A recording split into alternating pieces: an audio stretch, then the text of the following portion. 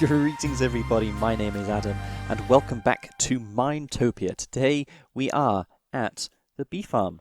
I thought we'd take a look to see what we've been up to here, and we've been gradually collecting lots of things. Yeah, we have got a nice amount of honey finally. We have been stocking up on honeycomb blocks, and we've been making these beehives, which is what I am going to be doing right now whilst I'm talking. And we did actually have a little bit of an incident in our bee farm here, which I'll show you in a little bit, but essentially I did not realize that piglin can spawn in light levels of 11 and under, and that is unfortunate because what that means is they can spawn inside this farm and therefore break down these doors, and that is what's happened. We'll take that. And because of that, yeah, we're missing quite a few bees. There are still some in here, so we can. It's not a disaster completely, but yeah, we need to be careful not to lose any more. A lot of the people on the server have set up mob farms that rely on using the mob cap. So for the AFK spot, we've put it high in the air so that we're not allowing any hostile mobs to spawn. But sadly, that was not quite the case. So we did have piglins spawning, and they broke down our doors whilst we were AFK, which is unfortunate. There we go, a few more beehives ready to sell. So the reason we are collecting these up is because we will be opening a bee shop. Maybe even in this episode, we will have to see. But this has taken so long to collect. But anyway, speaking of the shop, let's put away our shulker boxes that we need. We actually don't need that one, but we do need our wood chest. And let's head over to the shopping district. A lot of things have changed in the shopping district, as you might be able to tell. There's a lot more lighting around the place, and as we come further into the shopping district, you'll be able to see that, yeah, there's lighting everywhere. There are also a couple of new shops you might notice. We have a wood shop over here. This is Neely Vander's Fine Wood Wands and Woods, established episode 8. This is a really cool build. He's modelled it after sort of the Harry Potter. What's the road called? I can't remember. Let's see, domestic woods, okay, cool, and exotic woods. We will probably require some wood from here. We go through a lot of chests and hoppers, so yeah, I'm very glad that this is open. A new shop is going to be arriving here very shortly from Pale Band-Aid, and oh my god, it begins! Yeah, I'll pick up the phantom memory. I don't really know what those are for. I think, are they only for repairing elytras? They need another function. And of course, you might notice over here we have some new landscaping that has been done, and it's looking much, much nicer than it used to. There's a bit of a waterfall running into a little lagoon here. Is there going to be maybe a bridge over here? That could be quite cool. Anyway, let's head over to... Let's try that again. Let's head over to the loot box and see if we've had any people playing. Ooh, stacking a bit of diamonds. Very nice. Very, very nice. I did see Keris playing yesterday, and he was very lucky and won the rare prize, which is awesome. Let's take a look, see how well we are stocked up of our common prize. It looks like we're probably okay for that. Anyway, in today's episode, I wanted to make a couple of adjustments to our prize system because although I think the prizes are okay at the moment, I want to increase the amount of loot you get for the common prize because currently it's firing out only 7, which I'm not really sure why. It should be doing 8. I don't really understand why it's not firing out 8. It should always be firing out 8. But for some reason it's not, and we need to fix that. And also we are wanting to upgrade the loot for our rare prizes, which currently is a mixture of redstone components and honey items as well. And also we want to significantly increase the value of our rare prizes, because currently they are just shulker boxes filled with gold nuggets. Now, what we're going to do is have these prizes as kind of random. So about half of them are going to stay as they are, just full of gold nuggets, but another half of them, we are going to upgrade the prizes. So some of them will have some diamonds in, and some of them will have some other goodies in, and maybe one or two of them might have an extra jackpot prize, which will have like an Elytra and some enchanted tools or stuff like that. I also got a mysterious message saying that the stock inside the end shop had been upgraded, so let's go see if there's anything of interest in here now. It looks very similar. Let's get out a shulker box in case we want to make any purchases. Oh, ooh, ender chests. We now have ender chests in here. Okay, that's cool. 3 diamonds each. I don't think we're going to need ender chests anytime soon, but that's cool that they're being sold. Nice. What else do we have? Elytras, 2 diamond blocks per. Was that the same as before? That's still pretty good. That's still pretty good. Oh, what is this? 1 diamond each. Now this is interesting. That's right? 1 diamond each. Okay. And shulker boxes are the same as before. I think we might have to buy a few of these. Yeah, definitely. Okay, I'm taking the shovel. You know what? I'm going to just take most of these, I think. Well, there we go. That, I think, was a worthwhile purchase. Okay, we got a lot of stuff out of that. That's pretty cool. We have some awesome stuff. I think that's probably the best thing in here. This Efficiency 5 Mending Unbreaking Diamond Shovel is awesome. I'll be using that a lot because mine's actually only Efficiency 5 Unbreaking, so I think I might swap this out actually.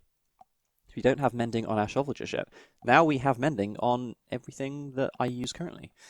So the reason I wanted to get all this is because I don't really yet have much backup gear. So this actually helps us out a lot. What I might also do is use some of these as little bonus extras in some of the prizes that are going to be in the shulker boxes. Awesome! I'm very glad we checked this out.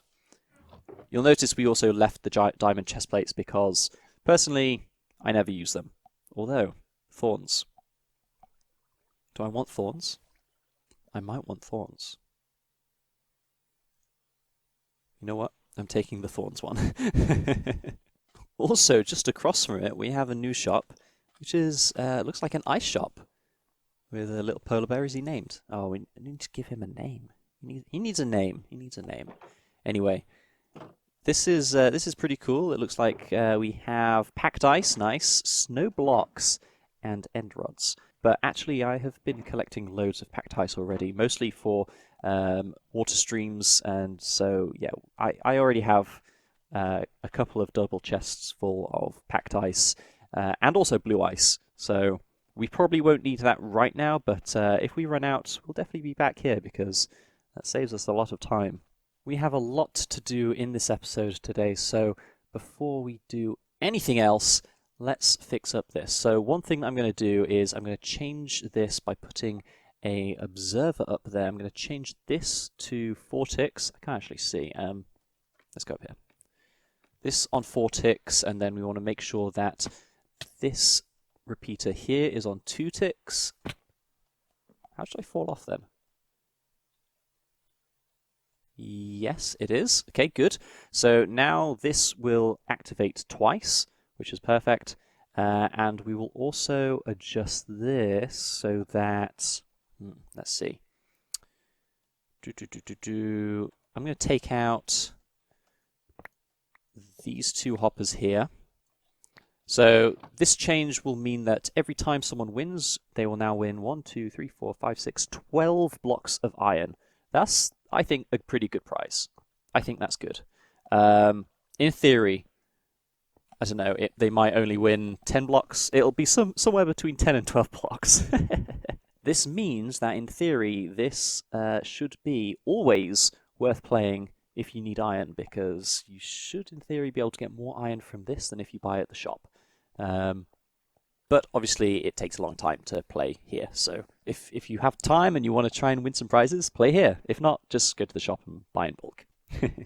Okay, and now we have updated the uncommon prize as well. So we have this burnt out redstone torch that's going to pulse a number of times, which will give you a semi-random number of items, and this time we are only using these 4 droppers here. So each time you could get up to 4 times 9, that's 36.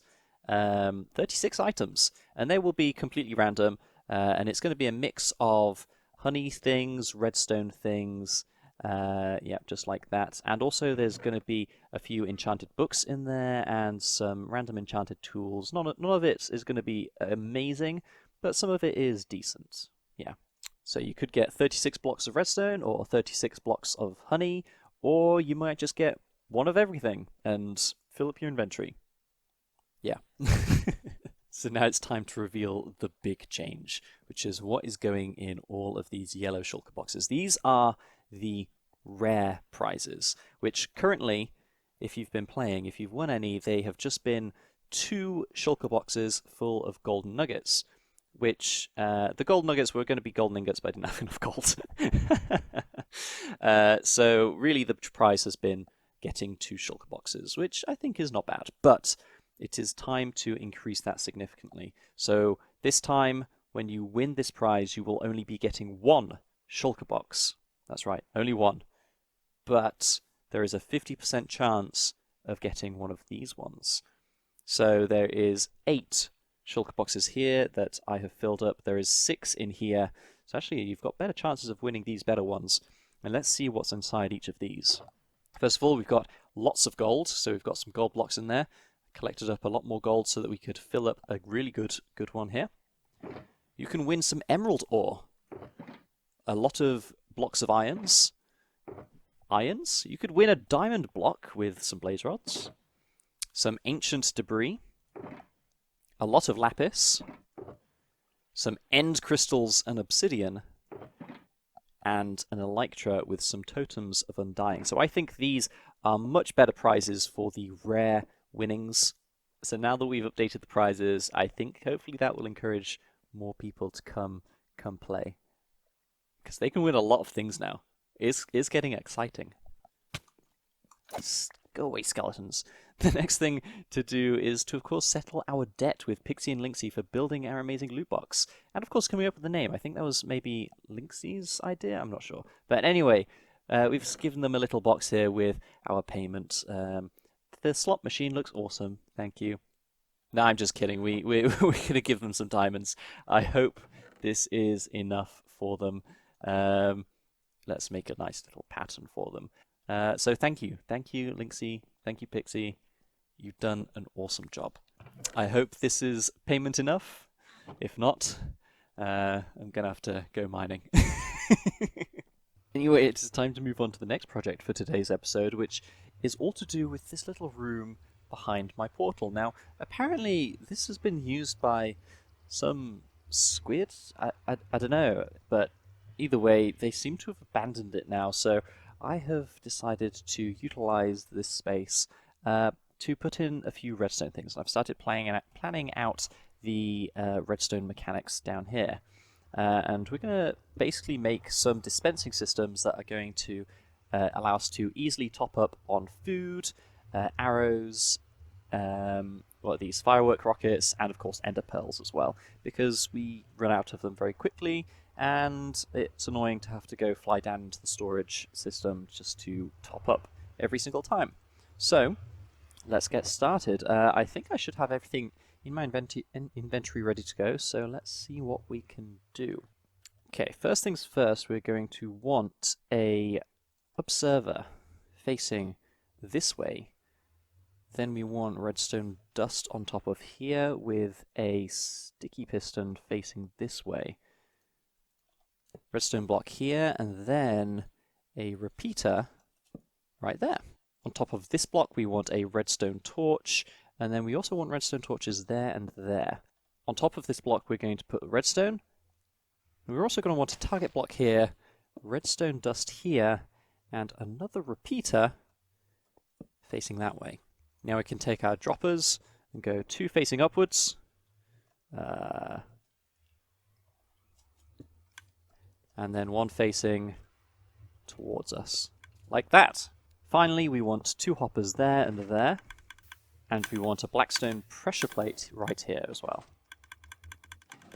And we need to make sure that this is in the right space. We want it there, yes. Now, to decorate this, we're going to use these birch logs, I think, just to come down like this. I like the pattern of them.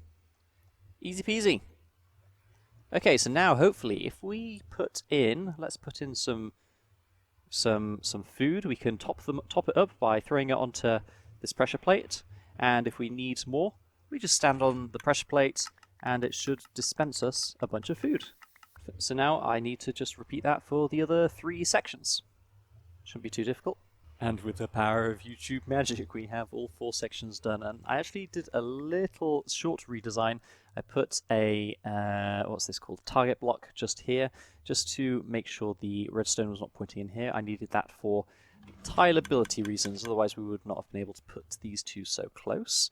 What else did I do? Also put a redstone thing here. That is to activate this dropper, because I previously had a system here, but it was interfering with that sticky piston. So yeah, actually this is significantly better because this is just 3 tiles wide by, what's this, 1, 2, 3, 4 tiles long?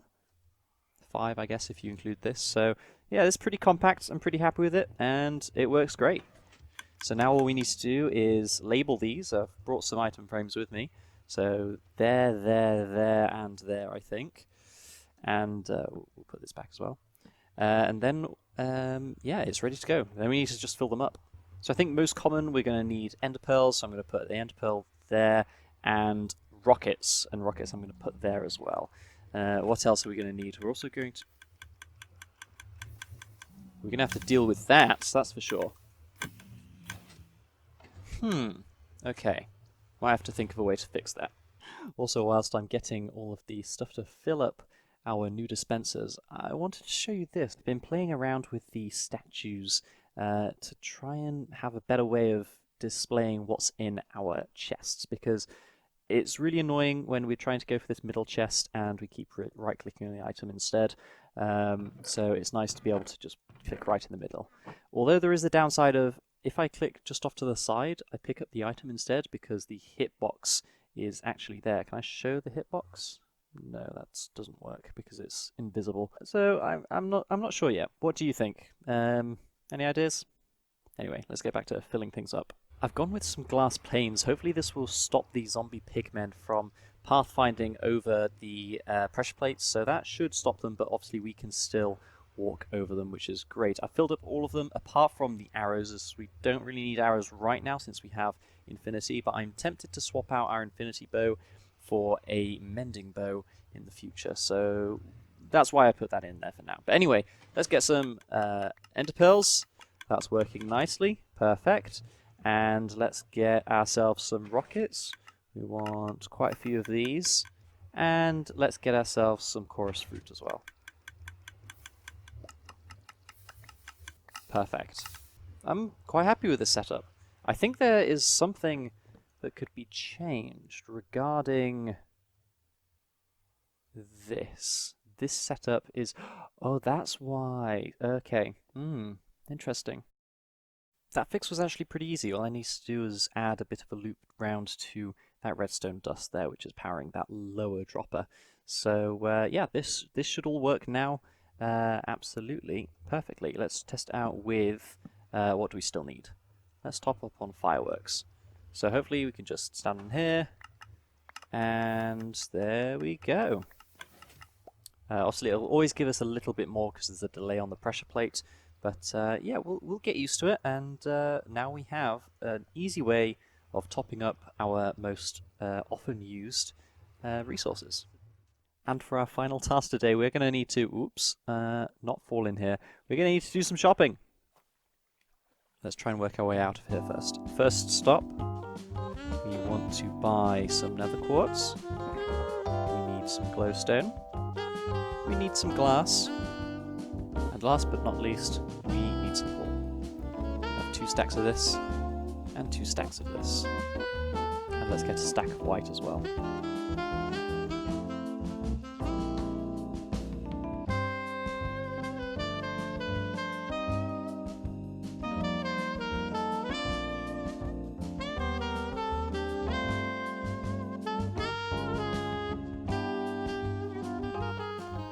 Well, there we have it. Our next shop is done, and we're going to go up. I've built it next to this hill because in case you don't have an elytra and rockets, you can easily just climb up like so.